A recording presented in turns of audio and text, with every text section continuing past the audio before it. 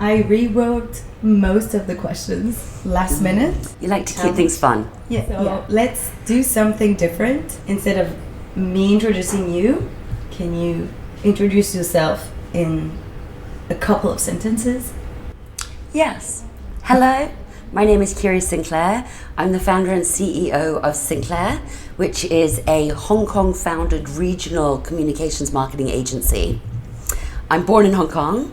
I have a New Zealand father, an American mother, a British accent, and I think that very much makes me either complicated or international. Depends on your perspective. Okay. Well, it's interesting because lately I had a guest, Isabel Wong, in the podcast, the host of Proudly Asians. It's a podcast, and we talked about the Asians' identities, and it was interesting to cover this topic because some people look Asian but don't define themselves as Asian, and for you it's the opposite. Absolutely the opposite. So I think I would define myself as Asian. I understand Hong Kong like the back of my hand, but I look Caucasian. Obviously I am Caucasian. And I find it very interesting. There was a campaign in Hong Kong about, it was just before Christmas, and the government said, like, everyone, you've got to be nice to tourists, and I hadn't really seen the campaign, but one day I just leaving the house, going to work, and for the whole day everyone's really nice to me, and it was like, what's going on, what have I done, and later in the day someone explains this to me, and I said later at a government event, I said, you know what, it's not about being nice to people who look like me. It's about being nice to people who look like our Indian and Southeast Asian friends, because they're the ones that are the new tourists to Hong Kong, right?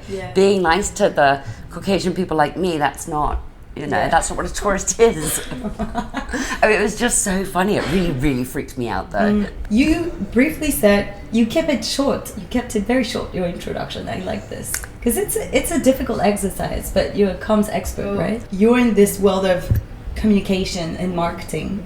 Some people don't always make the difference between comms and marketing. What's the difference to you? So it's a big spectrum: marketing, communications, public relations, social media, digital marketing, and so forth. What's actually happened over the last 20 whatever years that I've been in the industry is that all of these very specific job roles and tasks have merged together as technology has merged, and as the distinction between what is like a trade audience, what is a B2B audience, what is a B2C audience, this is all merged. So now everyone speaks to everyone, right? But at the end of the day, the difference is communications is about what a brand or a business says to all of the different stakeholders, whether those stakeholders be their employees, the government, their clients or customers, or the general public, right? Whereas marketing is much more referencing how you promote things. So what does your beautiful product look like? How are you going to price it? What's your pricing strategy? What's your packaging? What distribution channels are you going to sell it on? Whereas in communications, we're talking about what communications channels are you going to talk about it on, or promote it on, right? So who owns social media between marketing and communications depends. Are you selling through social media? Because if you're specifically selling, then it's a marketing channel. But if you're just promoting or communicating, then it's a communications channel, which seems like, well, obviously. What do you think is one ingredient that is absolutely crucial to do good communication? Authenticity. Pure and simply, in this day and age, if you're not authentic, aka honest, and present yourself to be what it is that people get at the end of the day, or present your product to be exactly what it is, you're not going to survive. Because, no longer is it just media that is scrutinizing you. Every person who buys your product has a channel to talk about your product. Every person who has an engagement with your brand has the ability to rate, reference, and these can have really devastating effects if you're saying one thing, but what's really happening is another. So I think that number one, always authenticity, be who you are. Okay, but do you think this is not new, but compared to before, and also in the communications world, things move quite quickly. Well, in our world now, things move quite quickly. But compared to before, there were traditional ways of doing comms and marketing, more centered around the products or the services. Now it's more centered around the people, the end customers, or the brand, like the people who make the brands. So do you think also this authenticity come from the social media, for example? Because now with social media you can see, for example, a business owner, or there's this brand, Glossier, it's a beauty brand, and it's super popular because it's super authentic, super diverse, and all of this. You have all the skin tones and available, but you also see the founder. She's very present on social media, and it's like as if you would know her, So you really have this authenticity, and this is also a way to build strong communities online. So do you think social media has its part in this? Okay, so a really big question there, but actually a really good one. Yeah. So going back to being authentic and founders and owners being upfront with their brands and products on social media.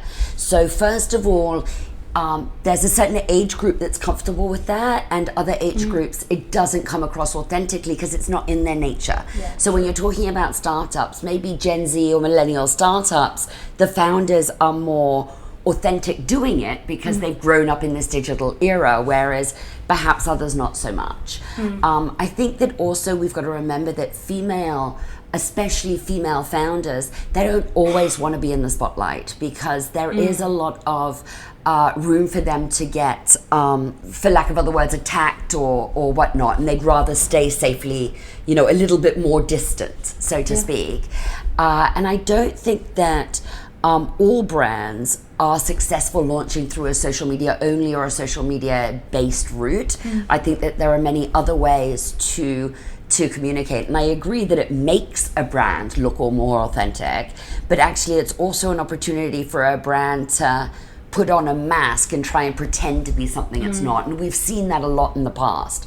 So it doesn't necessarily mean that they're more authentic, it just means that they're great actors or they're authentic. I think that the other thing is that if a brand is based on that and they're looking for growth to be competitive on a regional, on a global scale, that founder is not going to be able to face that social media for the whole time of the brand. So at some point you're going to have to change strategy and to strengthen the diversity of messaging, because one founder or one person isn't going to be able to connect with every single type of audience across language, across nationality, and so forth.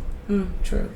Talking about online and online tools as well, I'm also in marketing, so I can see all the AI-powered tools that everybody uses. For example, Canva. Canva is a revolution. People also use massively ChatGPT. From a comms expert standpoint, what do you say about that? Because many people nowadays, they told they are comms expert, or they are marketing specialists, or they are graphic designers, because they have those tools, and this can do the work, but it's not the same thing as having experience in that field, working in an agency.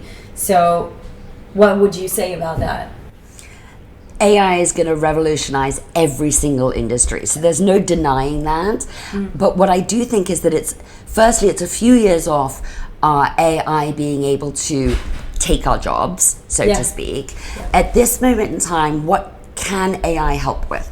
It can help to spell check. It can help to perhaps do the first translation of something, although often it's only at about 50 to 60%, especially when you're transferring from European or English languages to Asian languages, just because the nuances and so forth aren't there, and the connotations, and you can't just translate a Shakespearean quote into Chinese. It has no meaning, right? Like, it doesn't, there's no connect there culturally. So you have to rethink the whole way. So that's one point on the communication side.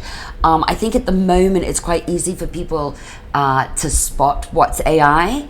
And we've got to be really careful that we're not using AI just to create content for the sake of content, that we're actually creating messaging that has the ability to engage, to attract, to be a call to action so that our clients, our customers, our audiences understand the message, take action on the message, and that it has a emotive effect as intended, rather than just, okay, my KPI is 3 Instagram posts a week, Canva, make something up, right? Because what's the point of that? You're just making more noise in a very noisy world. Yeah, true.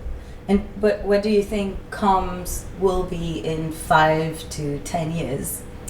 That is fascinating. Okay, so in a conversation with a journalism master's student, he's an international student doing a master at HKU at the moment. And so he's talking about the burnout that Gen Z is feeling from the news. And I was a bit like, oof, well, you don't know what burnout is, right? Gen X, apologize. I did apologize. But when I started my career, so it was the early 2000s or late 90s, and news was, you read the newspaper in a physical format in the morning, you see the news on TV at night, and perhaps during the day you listen to a radio update. That was the news. And so now the news is 24/7. There's expectation that not only should you constantly be in the know, but it's constantly throwing it at you, whether you want it or not. So you can't actually turn off from all of this devastating content, because actually, clickbait news doesn't share happy stories. It shares what's gonna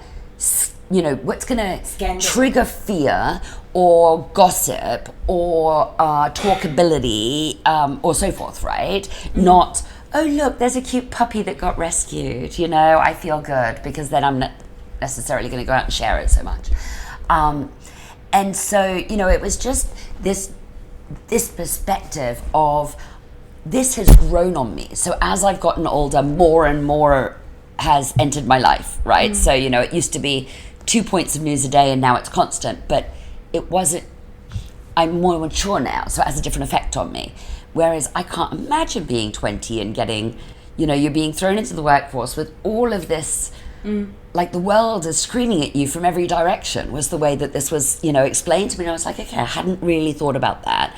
And at that age, you don't have the skills to kind of tune it out, right? So, moving into where are we going to be in 5 to 10 years' time? Well, in the last 5 years, the acceleration of the amount of communication that is directed at everyone has exponentially grown. So unless something changes and it continues to exponentially grow, I think we're all just going to be, in a hammock somewhere, having given up on life. No. But something is going to have to happen. There's going to be a tipping point. I think right now we can really see, kind of with the TikTok refugee situation and the X situation and so forth, that people are looking for happier, softer places to land. So, this idea that Americans are going to Shillongju or to Red Note to find some space, right? Some peace away from it all. Because that's what people are looking for now. It's like, I've had enough. Right? So actually, are we going to trend towards more constant communication, or are brands and audiences and news going to take note and perhaps turn it down a bit? I don't know. Yeah. And so how does AI play into that? It plays into, what do we need? And I think when it comes from a communications marketing perspective, we need more strategy, less noise, first and foremost, right? Yeah. So it's not about how can I put more content out more often, in more fluorescent colors and loud noises and famous people. It's about, take a breath, take a step back. What is it I as a brand want to communicate? To who do I want to communicate this to? And what do I want them to have understood from this engagement? Yeah. And then target that communication to that group specifically, rather than widely to everyone constantly. And I think that strategic approach will have a much better outcome for everyone, which is, rather than being confused and feeling like I'm being yelled at all the time, say, that's not me, that was the Gen Z student who was explaining this feeling of burnout. But instead of that feeling, it's a feeling of, oh, how interesting, or I want to know more about that, or this idea of inspiration and engagement, rather than, oh my God, can you all shut up? Yeah. I kind of relate also regarding my podcast, because there are more and more podcasts, worldwide. I think a bit less in Asia for now. There's a sweet spot now, but in a few years we'll be bombarded with Asian podcasts.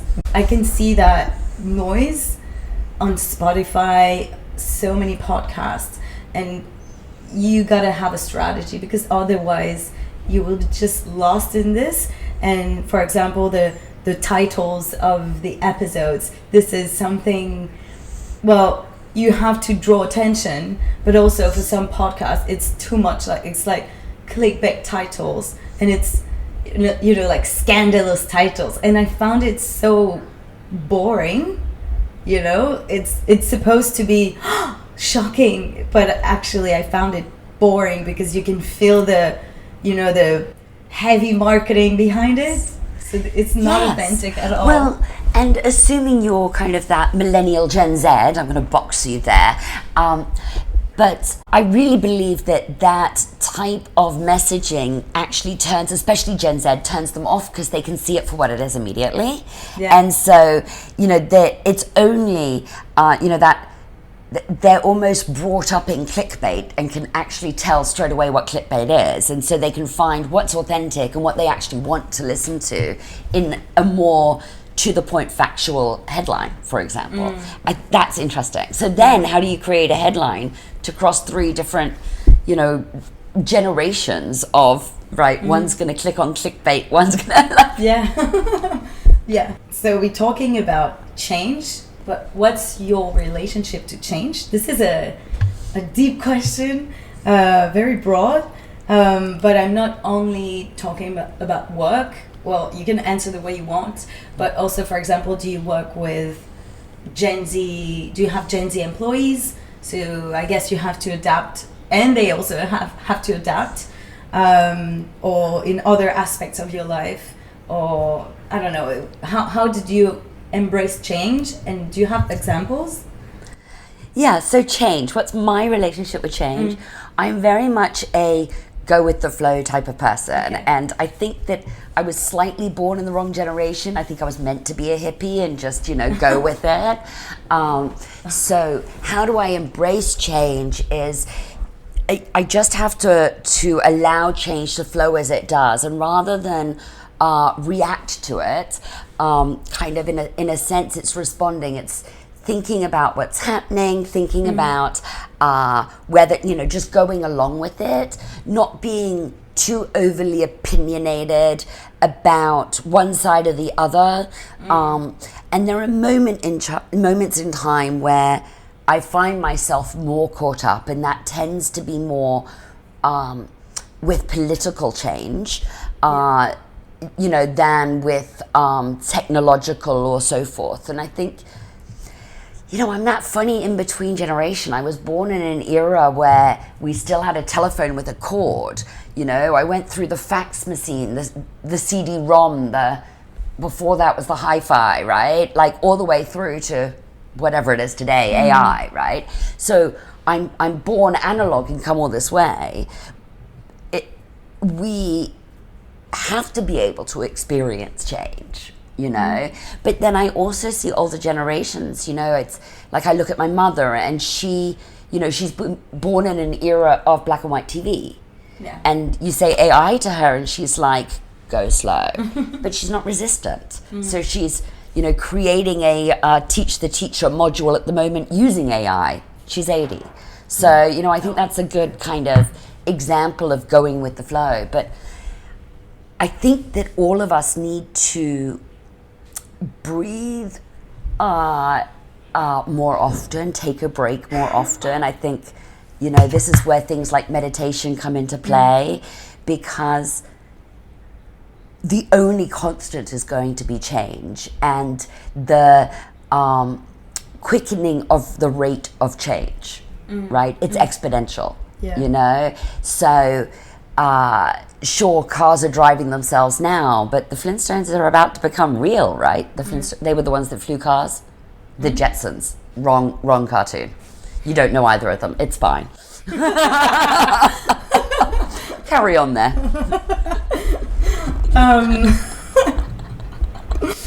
Okay. It was a cultural moment for someone. Maybe.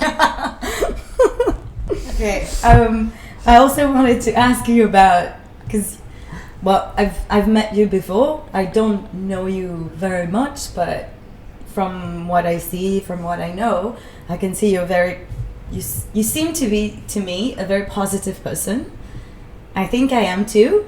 I prefer to see the glass half full without, doesn't mean I'm naive, but it's just a way of, being. With everything we said, constant change, the news, when we switch on the news, it's, you can hear about wars or global warming or riots or crisis, any kind of crisis. So how do you nurture your positivity? Now that is a fabulous question. And I think for any business owner, it's really easy to, especially in economic times like this, it's really easy to ride the negative and just kind of, when my friend said this to me the other day, sit on the worry bus, whatever that is. But I've always been a very positive person. I believe in the best in people. I'm not necessarily risk averse, but I do a lot of crisis comms. I am good at being able to remain cautious. How do I stay positive? I think positivity is a mindset. Yeah. It's a way of living. I think that some people unfortunately have very strong anxiety or such, and I think that managing anxiety in a healthy way, whether that be through exercise, we mentioned meditation, putting boundaries about your work hour, things like that, right? That can really help to lead to a much more positive frame of mind. Spending time with family, making sure that you set aside time to spend with friends, because actually just sitting down for an hour or two a few times a week and giggling is a really good way to just remember what's lighthearted and what's good in the world. And that 1 hour of being around friends and having a laugh, whether it's, over a tea, a coffee, a meal or a drink or whatever it is, that totally relaxing feeling that you get throughout your body, especially in your core, you're then bringing that to your other responsibilities in life. And if you've kind of let go of being wound up and stressed out, then you have a more opportunistic and positive experience when talking to other people. Yeah. And I think as business owners and as people who manage teams, it's really important for us to not be stressy, micromanaging people. We need to that optimism is what allows people to thrive. It allows them to be hopeful, to build their careers, to have someone to learn from. That's very important. To provide opportunities for people to learn and grow, and then they'll give you the best that they have because you're giving them the best that you have. But if I show up to the office every day, and yes, we go to a physical office every day, if I show up to the office today grumpy and yelling and stressy and whatnot, all I'm doing is putting everyone else into that mind frame, and that's not going to lead a business into a good environment. It's not going to lead to growth. Glass half full, glass half empty. I just really think that, especially here in Hong Kong, we have this fantastic opportunity now to set ourselves up for a new perspective, an opportunity for Hong Kong to thrive in a new way. And I'm really personally very excited about that. Yes, there's geopolitics. Yes, there's all this noise from all around the world. But God, the buzz on the streets in Hong Kong right now is something I haven't felt in a generation. It's really strong. It's really excited. Lots of startups going around doing just amazing things, especially in medicine, wellness, biochemistry and stuff that I've heard about lately anyway. Young people coming back. I see people from all over the world, on the streets. It's just quite... wow, it's the Hong Kong energy I love and I really respect. And I think that, even just wandering around town, you get a bit of that energy, bring that back to the office, There's this wonderful sunshine at the moment in Hong Kong and that also lifts the spirits. It's those little things that can really help create, a spark of joy. Yeah, true. As you were saying, especially for business owners, if you don't believe in what you do, no one will for you. Absolutely. I was taking that example of the glass half full or empty without being naive. But also I think as a business owner, you need to be positive, also conscious of the risk you're taking. You're making so many decisions in one day. It's crazy. But I think you have to be maybe a tiny bit naive to kind of believe in what you want to achieve. Doesn't mean that you are not realistic. But for example, with the podcast, if I was so realistic, I would be, oh no, there's so many podcasts out there. Why should I start my own, So you have to have this kind of a dream you have, and to make it real, but doesn't mean you're naive, but you know what I mean? You have to have this mindset, I would say. I would say you have to be positive, you have to be prepared, but also founders are just a bunch of their own crazy people, and there's this innate little something within people who are like, I'm just going to go out and do it, right? Yeah. It's like the person who one day woke up and said, I'm going to climb Everest, I'm going to go around the world in a boat, I'm going to, run around Hong Kong Island, I'm going to, whatever it is that they just decided, they put their mind to it and they're going to go and do it. And, oftentimes they're people with strong inner spirit, A-type people, right? Definitely A-type people.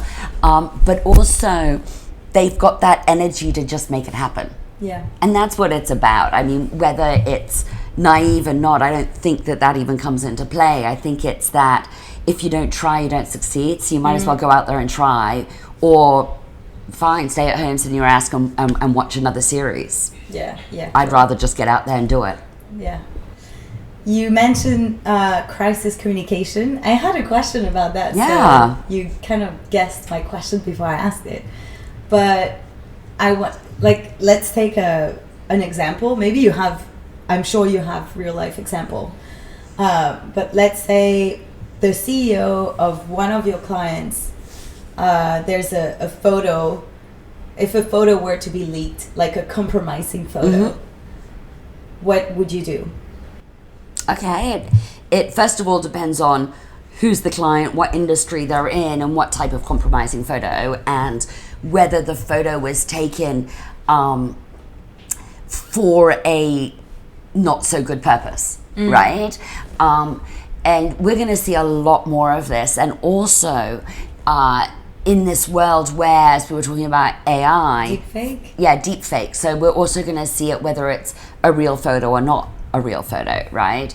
I mean, if it's in a circumstance whereby that photo has been somehow taken from a device where privacy was compromised, that it was then shared publicly and it was shared for a negative reason, then it's to be able to authentically communicate that.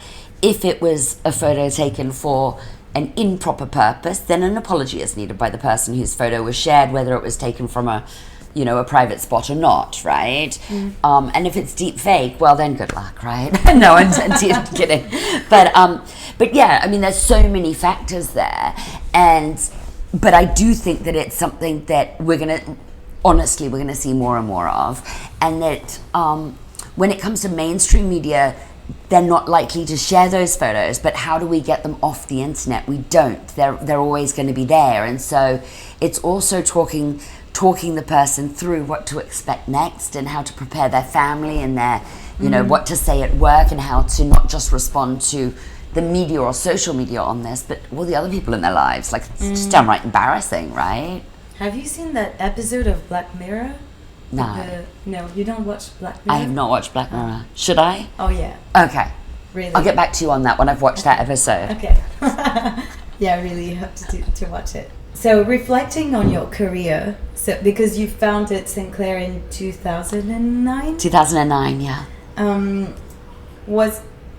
What did you do very well in your career? Okay, now you're going to ask me what I did very badly as well, No, right? because we're so but used yes. to that. Do you have regrets? What mistake have you done? What did I do well? In my career, I think that I've always gone to work to do my work, and I do my work on a day-to-day basis well, and I am very aware of my responsibilities, what promises I've made, and keeping those promises. And that is about maintaining personal relationships. Doesn't matter where you work, the people that you have worked with, those personalities will show up again and again, and that's your reputation.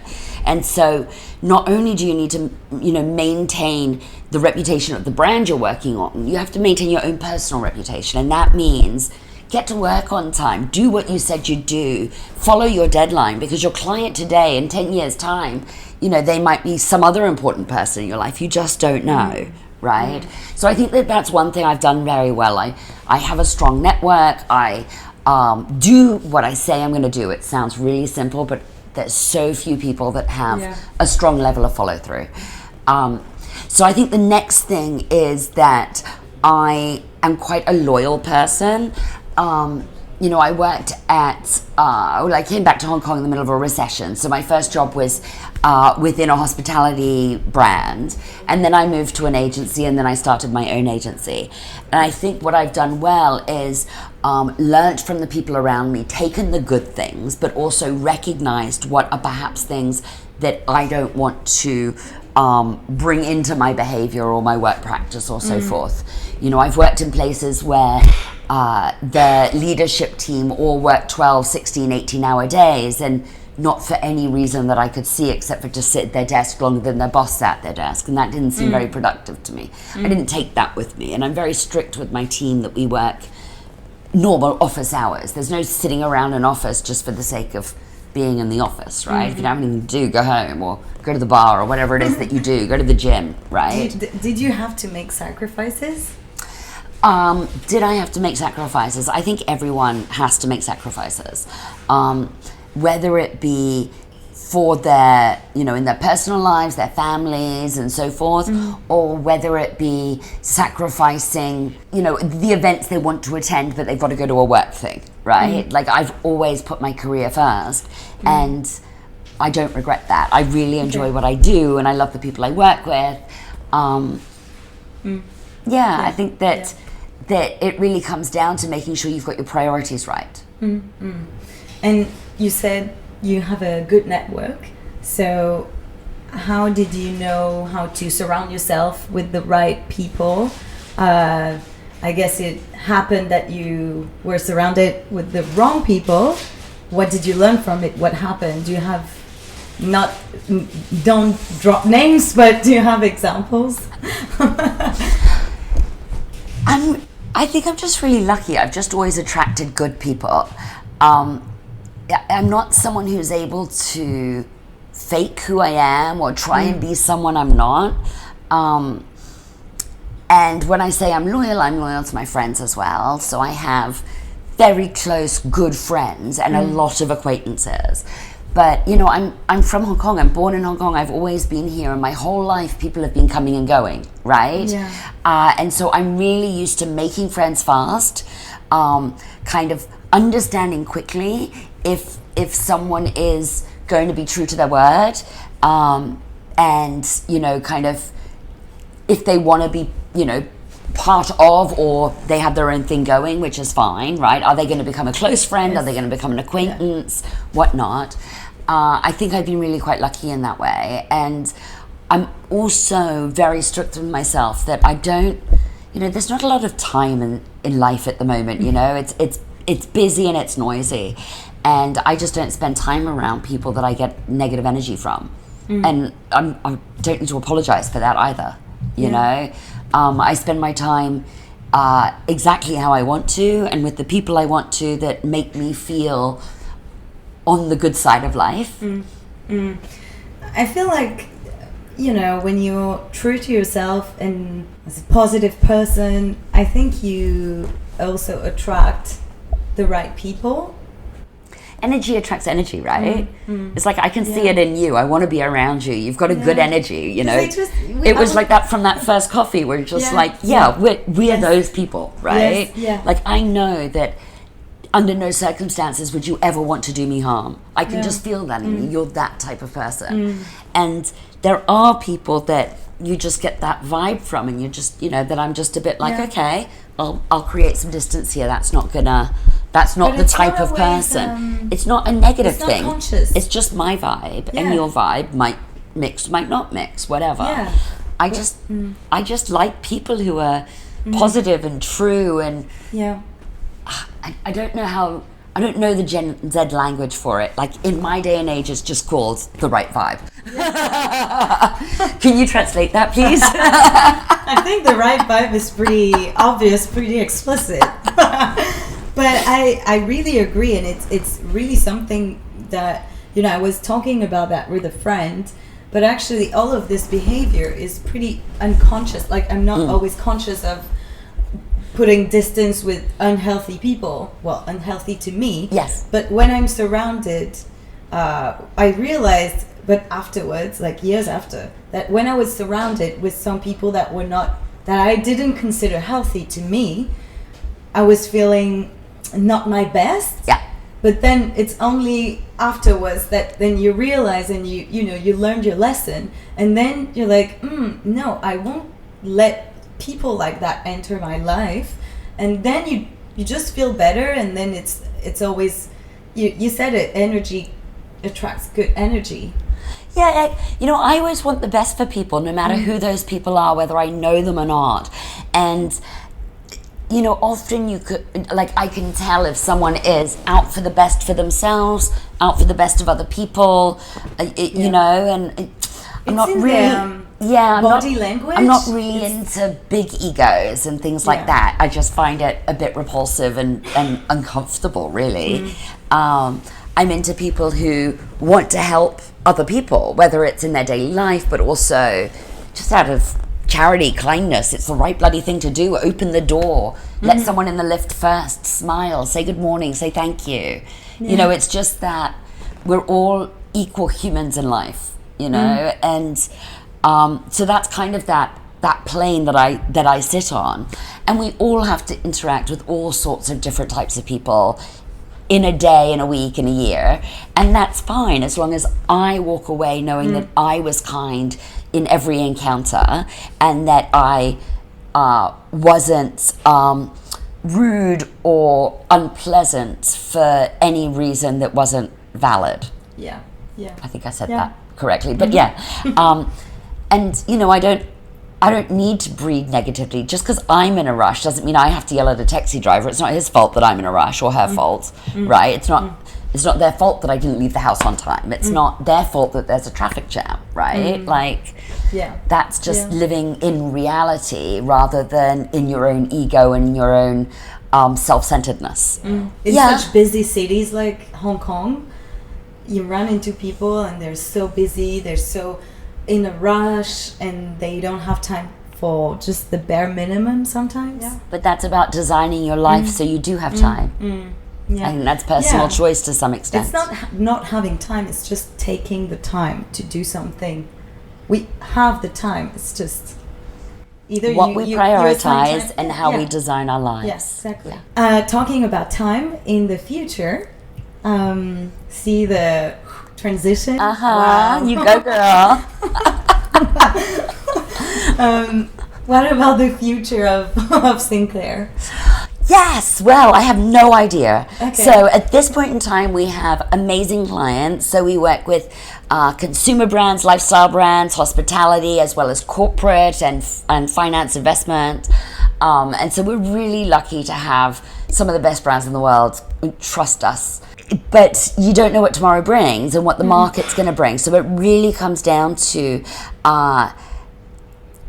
how is the economy in Asia and Greater China in particular going to recover, at what rate?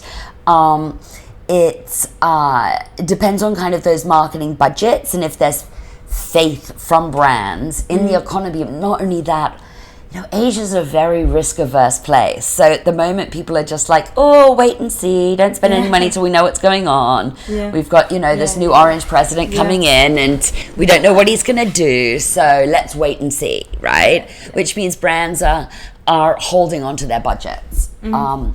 So I think it's really going to be Q2 to the second half of the year till we see what happens. And that's the short-term what next. Okay. The long-term what next is we have a fabulous team and the people I work with are just the best people in the world. I adore them. And, as long as we have a strong team and they are eager to pursue their own careers and drive the agency forward, we're ready for anything.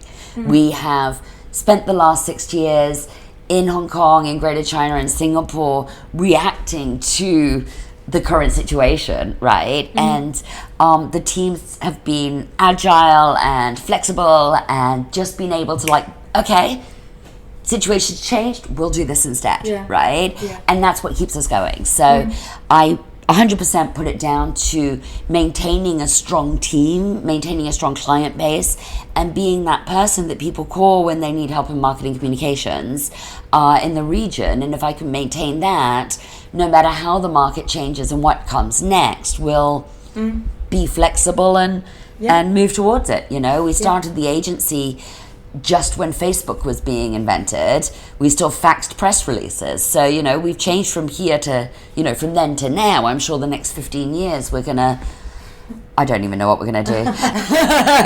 I'm not going to predict it, but I'm going to say we're going to manage it well. Yeah, maybe you will have holograms of people speaking, or I don't know, like in Star Wars. Who knows? Who knows? I just realized we went deep and we didn't really talk, in details about what you do at the agency. Well, we talked about it briefly, but I will add all the links to the website and everything. Thank you. I guess you also have case studies on your website. Oh, it's all on the website. Yeah. It's much more fun talking to you about all sorts of other things. Well, now people know you a bit more, so now they'll be like, maybe I will work with her, instead of just going down your resume and saying everything you've done. It's, I don't know, authentic. It's more authentic, right? Absolutely.